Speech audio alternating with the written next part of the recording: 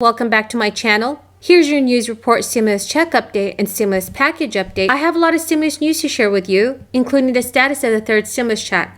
I also want to discuss why the Senate is taking so long to send the $1.9 trillion economic relief bill back to the House of Representatives.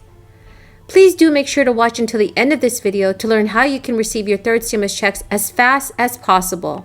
But before this video starts, in a few days, I will be giving away another $50 Amazon gift card this Friday evening. To enter the giveaway, all you have to do is subscribe to my channel, like this video, and then comment below. Some of us have been here for some period of time. Some of us have heard this debate before.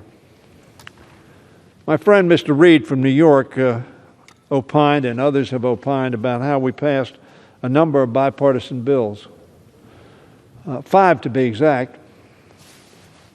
March 4th, March 14th, March 27th, April 24th, and then we had a hiatus because the majority leader of the Senate said we ought to take a break and see what happens, and the minority leader of the House said the same thing. So we didn't take any action. And frankly, tens of thousands of people died, hundreds of thousands of people died. Now, I point out that we've acted 5 times, 415 to 2, 363 to 40. A voice vote on the CARES Act, $2 trillion.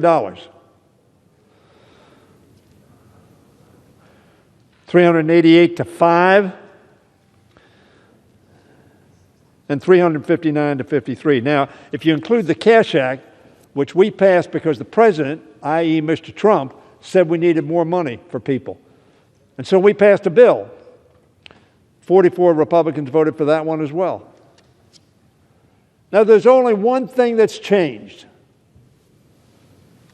since we passed those first 5 bills. We now have a Democratic president and not a Republican president. That's the only thing that's changed. The need is there. The virus is still with us. The economy is struggling. But now we have a Democratic president. And so I expect 0 of you to vote for this. Excuse me, Mr. Speaker. Mr. Speaker, I expect 0 Republicans to vote for this bill. Why do I expect that? Because I was here in 2009.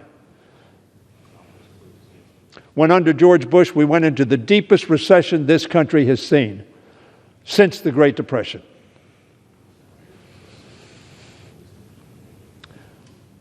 Very frankly, Mr. Speaker, we passed 2 major pieces of legislation to deal with that recession. One was called TARP, the Troubled Asset Relief Program.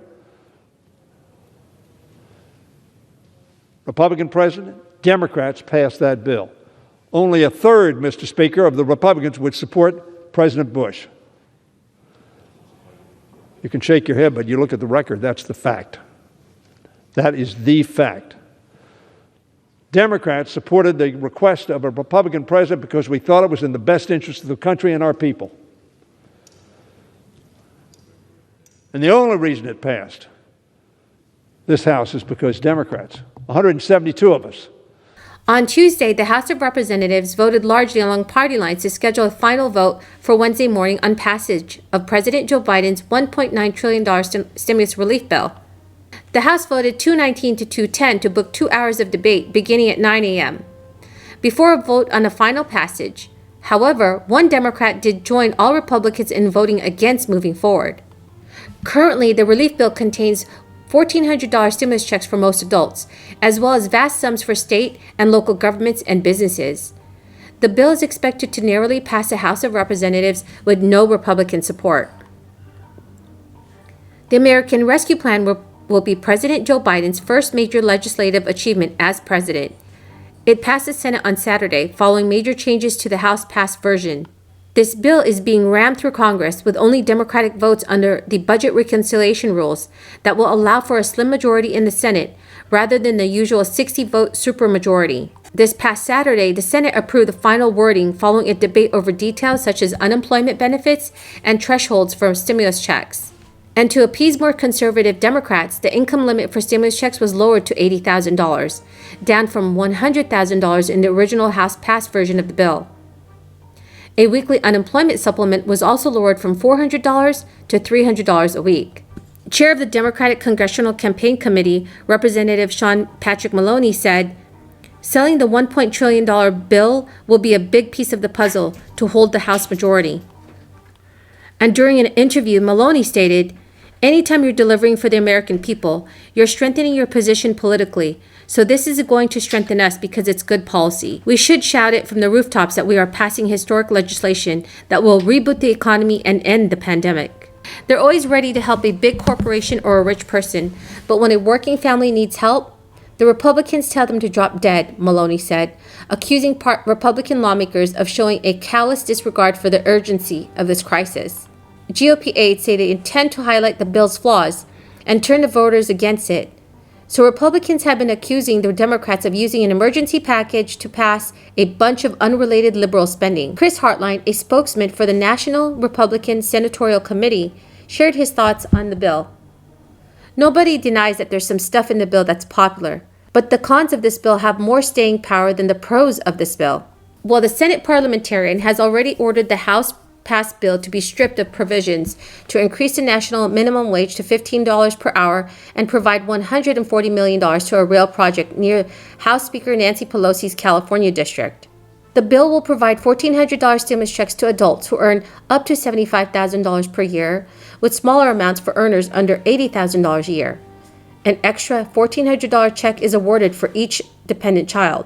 Parents also gain a new annual tax credit of $3,000 to $3,600 per child in the bill, up from $2,000 per child currently. Republicans say the bill is poorly focused and that much of the funds won't be spent until after the pandemic. For example, it offers more than $120 billion for K-12 schools, but the Congressional Budget Office estimates that more than 90% won't be spent in 2021 because funds approved for schools last year haven't even been spent. According to a recent poll by the Associated Press, 70% of the U.S. adults approve of Biden's handling of the pandemic. In a March 6 memo to a senior staff, top White House advisors Anita Dunn and Brian Deese called the economic relief bill one of the most consequential and most progressive pieces of legislation in American history. They also wrote, "There's still much more to be done and absolutely no room for complacency." Deese and Dunn told staffers that the real work will begin after Biden signs it into law and implements it. Alrighty everyone, that is the end of the video this morning. I really hope you found this video helpful. Please make sure to enter the $50 Amazon gift card giveaway by subscribing to my channel, liking this video, and then commenting below. Thank you and have a blessed day.